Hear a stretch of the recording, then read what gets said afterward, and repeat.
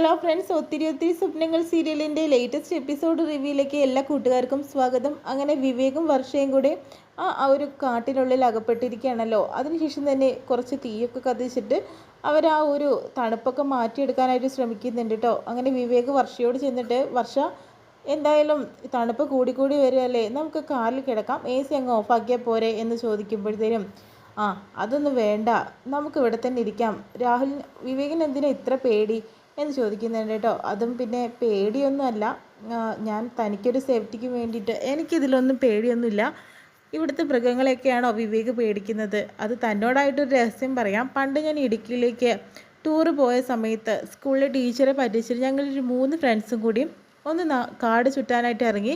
ആ സമയത്ത് ഒരു കാട്ടാനയുടെ മുന്നിൽ ചെന്ന് പെട്ടു. അന്ന് മുതൽ കാടെന്ന് പറയുമ്പോൾ എനിക്ക് നല്ല ടെൻഷനുണ്ട്.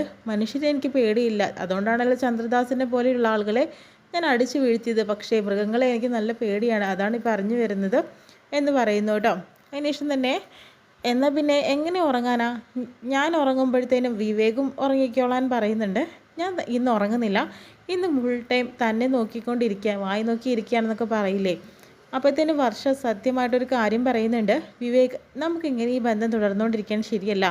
വിവേക് എൻ്റെ നല്ലൊരു ബെസ്റ്റ് ഫ്രണ്ടായാൽ മതി, മറ്റൊരർത്ഥത്തിലും വിവേക് എന്നെ കാണണ്ട. അതെന്താ വർഷ നീ അങ്ങനെ പറഞ്ഞത്? വിവേകിന് ശിവയ്ക്ക് വലിയ ഇഷ്ടമാണ്, നിങ്ങളാണ് ഒന്നിക്കേണ്ടത് എന്ന് പറയുന്നുണ്ട് കേട്ടോ.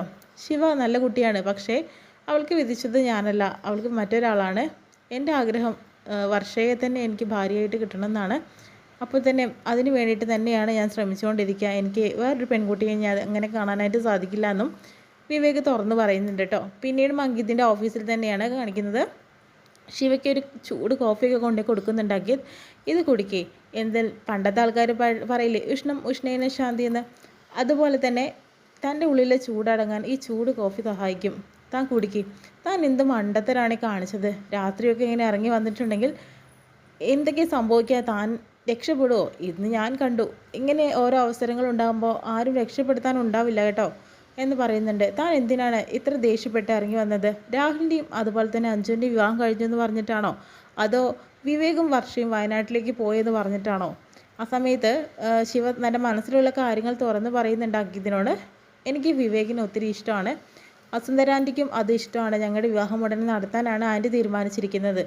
ആ ബെസ്റ്റ്. പിന്നെ വിവേകിന് തന്നെ ഇഷ്ടമാണോ ചോദിക്കുന്നുണ്ട്. അതെനിക്കറിയില്ല, അവൻ്റെ ഭാഗത്തുനിന്ന് എന്തെങ്കിലും അങ്ങനെ ഒരു കാര്യം ചോദിച്ചിട്ടുണ്ടോ, അല്ലെങ്കിൽ അങ്ങനെ അനുഭവിച്ചിട്ടുണ്ടോ എന്ന് ചോദിക്കുമ്പോഴത്തേനും അങ്ങനെയൊന്നും ഉണ്ടായിട്ടില്ല. പിന്നെന്താണ്, ഞാനൊരു കാര്യം പറയട്ടെ, തൻ്റെ അമ്മ തനിക്ക് വേണ്ടിയിട്ട് ഇഷ്ടമില്ലാത്തൊരു പയ്യനെ കല്യാണം ഉറപ്പിച്ചാൽ തനിക്ക് എങ്ങനെയായിരിക്കും അവസ്ഥ? ആ ഒരു അവസ്ഥയിലല്ലേ ഇപ്പോൾ വിവേകും? അത് താനെന്താ മനസ്സിലാക്കാത്തത്? അപ്പോഴത്തേനും വർഷി കുറച്ച് കാര്യങ്ങൾ മനസ്സിലാവുന്നുണ്ട്. പിന്നെ ഇന്നത്തെ മീറ്റിംഗ് വിവേക് പറഞ്ഞിട്ടാണ് ഞാൻ നടത്തിയത്. വിവേക് പറഞ്ഞിട്ടോ? അതെ, കാരണം വർഷയ്ക്കും വിവേകിനും തനിച്ച് വയനാട്ടിലേക്ക് പോകണമെന്ന് ആഗ്രഹമായിരുന്നു. അതായത് വിവേകിന് വർഷയെ കൂട്ടിക്കൊണ്ട് പോകണമെന്ന്, അതിന് തന്നെ ഒഴിവാക്കണമായിരുന്നു. അതിന് വേണ്ടിയിട്ട് തന്നെയാണ്. താൻ എന്തൊക്കെയാണ് പറയുന്നത്? അതെ, ഇതിൽ കൂടുതലൊന്നും സംസാരിക്കാനില്ല. വിവേകിന് വർഷയെ ഒത്തിരി ഇഷ്ടമാണ്, അതുകൊണ്ടാണെന്ന് പറയുന്നു. ആ കാര്യം കേൾക്കുന്ന ശിവ നല്ല ടെൻഷൻ അടിക്കുന്നുണ്ട്. അപ്പോൾ എന്തൊക്കെയാണ് പറയുന്നത്? അത് സത്യമാണ്, വിവേകിന് വർഷയെ ഒത്തിരി ഇഷ്ടമാണ്, താൻ അതിനി മനസ്സിലാക്കാതിരിക്കരുതെന്നും പറയുന്നുണ്ട് കേട്ടോ. ഇനി കാര്യങ്ങളൊക്കെ വ്യക്തമായിട്ട് താൻ മനസ്സിലാക്കണമെന്നും പറയുന്നു. അപ്പോൾ ഇന്നത്തെ മീറ്റിംഗ് അതൊരു ഫേക്കായിരുന്നോ? ഇപ്പോഴാണ് ശിവനന്ദയായത്. ഇന്നത്തെ മീറ്റിംഗ് ഒരിക്കലും ഫേക്ക് അല്ലായിരുന്നു. ഈ ഒരു മീറ്റിംഗ് കുറച്ചും കൂടി നേരത്തെ ആയെന്ന് മാത്രം വിവേക് പറഞ്ഞിട്ട്, അല്ലെങ്കിൽ കുറച്ചും കൂടി വൈകിട്ട് നടത്താൻ ഞാൻ വിചാരിച്ചേ, പക്ഷേ അവൻ പറഞ്ഞു നിന്നെ എനിക്ക് വിളിച്ചു തന്നു, അതിനുശേഷം തന്നെ ഒരു മീറ്റിംഗ് അറേഞ്ച് ചെയ്യണമെന്ന് പറഞ്ഞിട്ടാണ് എന്നെ വന്നത്. ഇനി എന്തായാലും ഈ ഒരു MGK മീഡിയയിൽ ഞാൻ ഇൻവെസ്റ്റ് ചെയ്യാൻ തനിക്ക് താല്പര്യമില്ലെങ്കിൽ മറ്റൊരാൾ എന്തായാലും ഇൻവെസ്റ്റ് ചെയ്യും. പക്ഷേ എനിക്ക് അതിനോട് താല്പര്യമുണ്ട്, അതിന് വേണ്ടി തന്നെയാണ് തന്നെ വിളിച്ചു വരുത്തിയതും സംസാരിച്ചതും. താൻ മനസ്സിലാക്കിയോ എന്തെങ്കിലുമൊക്കെ ചോദിക്കുമ്പോഴത്തേനും ഇപ്പം എനിക്ക് കാര്യങ്ങൾ മനസ്സിലായി. അങ്കിത എൻ്റെ കണ്ണ് തുറപ്പിച്ചു എന്നൊക്കെ പറയില്ലേ, ഇപ്പോൾ ഞാൻ എന്തൊക്കെ പൊട്ടത്തരമാണ് പറഞ്ഞു കൂട്ടിയത്, ചെയ്തു കൂട്ടിയത്, എല്ലാത്തിനും സോറി. എന്നാൽ പിന്നെ ഞാൻ എല്ലാവരും ഒന്ന് വിളിച്ചു നോക്കട്ടെ. ഇപ്പം എനിക്ക് കാര്യം മനസ്സിലായി. ഞാൻ ആ സമയത്ത് ആ വീട് വിട്ട് ഇറങ്ങുകയും ചെയ്തു, കാര്യങ്ങളൊന്നും വ്യക്തമായി മനസ്സിലാക്കിയതുമില്ല. എന്നാൽ പിന്നെ താൻ വിളിക്കും, അബിയെ തന്നെ വിളിക്കുമെന്ന് പറയുന്നു. അബിയെ വിളിക്കുന്ന സമയത്ത് പൊരിഞ്ഞ് തെറി കേട്ടോ അബീൻ്റെ ഭാഗത്തുനിന്ന് ഉണ്ടാകുന്നത്. പിന്നെ ഉണ്ടാവാതിരിക്കില്ല, കാരണം അബി ആകെ ടെൻഷനായി. താൻ എവിടെയാടോ? ഞാൻ അങ്കിതിൻ്റെ ഓഫീസിലാണ്. ഓ, എനിക്ക് പ്രാണവേദന തനിക്ക് വീണവായന എന്ന് പറഞ്ഞ പോലെ അവിടെ പോയി താൻ സൂചിച്ചുകൊണ്ടിരിക്കുകയാണല്ലേ, തനിക്ക് വെച്ചിട്ടുണ്ടെന്ന് പറഞ്ഞിട്ട് പൂരത്തെറിയാണ് വരുന്നത് കേട്ടോ. ആ സമയത്ത് അഭി എന്താ പറഞ്ഞതെന്ന് ചോദിക്കുന്നുണ്ട്. അത് പിന്നെ എന്ന് പറഞ്ഞിട്ട് ഫോൺ വാങ്ങുന്നുണ്ട് കേട്ടോ അങ്കിത്. ആ സമയത്ത് അങ്കിതും ജീവിതത്തിൽ കേൾക്കാത്ത അത്രയും തെറികൾ അവിടെ കേൾക്കുന്നുണ്ട് കേട്ടോ. ഹലോ എന്ന് ലാസ്റ്റ് പറയുമ്പോൾ അയ്യോ അങ്കിത്തോ, അത് പിന്നെ അഭി താൻ ഒരു ക്ലാസ് എനിക്ക് എടുത്തു തരണം, ഞാൻ ഇതുവരെ കേൾക്കാത്ത തെറികളാണല്ലോ ഞാൻ ഈ കേട്ടുകൊണ്ടിരിക്കുന്നത്.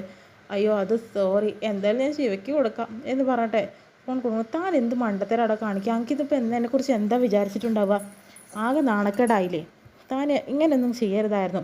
അത് പിന്നെ അങ്കിത് ഫോൺ വാങ്ങിയതാണ്. ആ പിന്നെ അഞ്ജുവിൻ്റെ കാര്യം, പാവം അഞ്ജു രാഹുലും ഇന്ന് അവരുടെ ജീവിതത്തിലെ ഏറ്റവും പ്രധാനപ്പെട്ട ദിവസമായിട്ടും കൂടി റോഡിലൂടെ തന്നെ അന്വേഷിച്ചുകൊണ്ട് നടക്കുകയാണ്.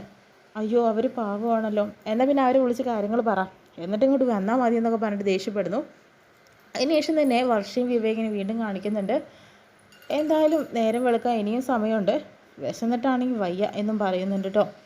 തനിക്ക് വിശക്കുന്നുണ്ടോ വർഷമെന്ന് ചോദിക്കുമ്പോൾ വിശന്നിരിക്കുന്നുണ്ട്, പക്ഷേ വിശപ്പിൽ എന്ത് കാര്യം, ഇവിടെ ഫുഡൊന്നും കിട്ടാനില്ലല്ലോ. ഈ ഒരു കാര്യം എനിക്കറിയാമായിരുന്നു, അതുകൊണ്ടാണ് നാരായണി ചേച്ചി എനിക്ക് തനിക്ക് ഇഷ്ടപ്പെട്ട കപ്പയും മീൻകറിയും കൊടുത്തയച്ചിട്ടുണ്ടായിരുന്നത്. അത് തനിക്ക് ഇഷ്ടമാണെന്ന് പറഞ്ഞ് ഞാൻ വാങ്ങി വെച്ചു തന്നെ കാണാതെ തന്നെ. അപ്പോൾ അത് കൊടുക്കുന്നുണ്ട് കേട്ടോ. തനിക്ക് കൈ വയ്യാത്തല്ലേ, ഞാൻ വാരിത്തരാമെന്ന് പറയുന്നു. അല്ല സ്പൂണുണ്ടോ, അത് മതി. സ്പൂണില്ല, സത്യമായിട്ടില്ല, ഞാൻ വെള്ളം പറഞ്ഞതല്ല, ഞാൻ വാരിത്തരാം എന്ന് പറയുന്നു. അങ്ങനെ വർഷയ്ക്ക് വാരി കൊടുക്കുന്നു കേട്ടോ. ഇനി എനിക്കും കഴിക്കണം, താൻ എനിക്ക് വാരിത്തരുമോ എന്ന് ചോദിക്കുന്നുണ്ട്. തനിക്ക് എടുത്ത് കഴിക്കാമല്ലോ. എന്നാൽ ഞാൻ കഴിക്കുന്നില്ല, പട്ടിണി എടുക്കണേ പട്ടിണി എടുക്കുക, ഒരു ദിവസം പട്ടിണി കിടന്ന് വിചാരിച്ചാൽ ആര് ചത്തൊന്നും പോകത്തില്ല വിവേക്, എന്നാലും ഞാൻ വാരിത്തരാമെന്ന് പറഞ്ഞിട്ട് വിവേകിനും വാരി കൊടുക്കുന്നു കേട്ടോ. അവർ ഒരുപാട് സ്നേഹിക്കുന്നുണ്ട് കേട്ടോ ആ സമയത്ത്. പിന്നീട് ശിവയെ വീട്ടിലാക്കാനായിട്ട് അങ്കിത കൊണ്ടുവന്നാക്കുന്നു കേട്ടോ. അതിനുശേഷം തന്നെ ശിവ നീ പോയതിന് ശേഷം ഞാൻ പോവുള്ളൂ, ഏതായാലും വസുന്ധര ആൻറ്റി അറിഞ്ഞിട്ടുണ്ടെങ്കിൽ അങ്കിതിനെ വിളിച്ചിട്ട് വീട്ടിലായിട്ട് കൊണ്ടുവരാമായിരുന്നു, പക്ഷേ ഇപ്പം ആരും അറിഞ്ഞിട്ടില്ലല്ലോ, ആൻറ്റി അറിയാതെ വേണം എനിക്ക് അകത്ത് കയറാൻ, ഒരു കപ്പ് കാപ്പി കൂടി തരാൻ പറ്റാത്തൊരവസ്ഥയാണ്, കാപ്പി കുടിക്കാനൊക്കെ ഞാൻ പിന്നീട് വരാമെന്ന് പറയുന്നു. അതിനുശേഷം തന്നെ എന്തായാലും അങ്കിത് എൻ്റെ കണ്ണ് തെറിപ്പിച്ചു, ഇനി ഇതൊരിക്കലും ഞാൻ മറക്കില്ല കേട്ടോ എന്ന് എന്നാൽ ശരി ഞാൻ പോട്ടെ, എന്നാൽ ശരി താൻ പോയിട്ടേ ഞാൻ പോവുള്ളൂ എന്ന് പറഞ്ഞിട്ട് യാത്ര അയക്കുന്നു. അങ്ങനെ ശിവ അകത്തേക്ക് പോകാനായിട്ട് നിൽക്കുന്ന സമയത്ത് അങ്കിതിനെ തിരിഞ്ഞ് നോക്കുന്നു കേട്ടോ. ആ സമയത്ത് ഒത്തിരി സ്നേഹത്തോടു കൂടി തന്നെ അങ്കിതിനെ പോയി കെട്ടിപ്പിടിക്കുന്നുണ്ട് ശിവയ്ക്ക് അങ്കിതിന് ഒരുപാട് ഇഷ്ടമാണെന്നുള്ളത് ആ ഒരു ഹഗ്ഗിങ്ങിലൂടെ നമുക്ക് മനസ്സിലാക്കാൻ കഴിയും കേട്ടോ. അതിനുശേഷം തന്നെ ഒന്നും സംസാരിക്കാതെ തന്നെ അങ്കിതിനോട് ആംഗ്യഭാഷയിൽ തന്നെ ഒന്ന് പോവുകയാണെന്ന് പറഞ്ഞതിന് ശേഷം തിരിച്ച് പോകുന്നു കേട്ടോ.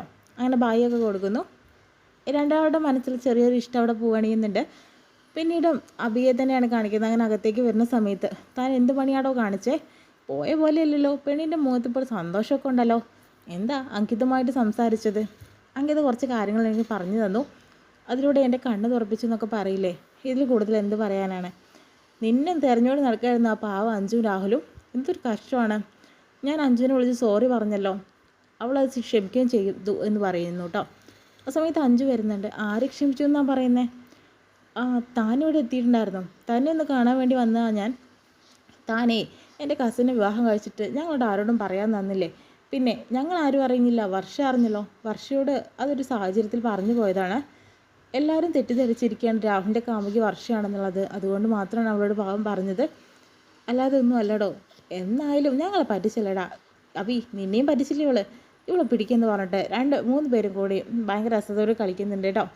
എവിടെ നമ്മുടെ പ്രതി എവിടെ, രാഹുൽ എവിടെ, അവൻ പുറത്ത് നിൽക്കുന്നുണ്ട്, ഞങ്ങൾക്ക് എന്തായാലും തിരിച്ചു പോകണം, അല്ലെങ്കിൽ വസുന്ധരാൻ്റെ തെറ്റിദ്ധരിക്കില്ലേ, എന്തായാലും വിവേകും വർഷം തിരിച്ചു വരുമ്പോൾ ഞാനും വരാം, അല്ലാതെ രക്ഷയൊന്നുമില്ല എന്ന് പറയുന്നുണ്ട് കേട്ടോ. അല്ല വിവേകിൻ്റെ വർഷൻ്റെ കൂടെ വരാനാണോ അതോ രാഹുലിൻ്റെ കൂടെ ഇന്നൊരു രാത്രി തങ്ങാനാണോ പോകുന്നത്, രാഹുൽ എന്താ മുല്ലപ്പൂവൊക്കെ വാങ്ങിക്കാൻ പോയതാണോ, അങ്ങനെ ഒരു നാണത്തോടു കൂടി തന്നെ അഞ്ജു ചിരിക്കുന്നുണ്ട് കേട്ടോ. 6 മാസം കാത്തിരിക്കാൻ പറ്റുവാണെങ്കിൽ ജീവിതകാലം മുഴുവനും എത്ര സമയം വേണമെങ്കിൽ ഞങ്ങൾക്ക് കാത്തിരിക്കാൻ സാധിക്കും, എന്തായാലും അവരുടെ പ്രണയം ഇങ്ങനെ തുടർന്നുകൊണ്ടിരിക്കുക കേട്ടോ.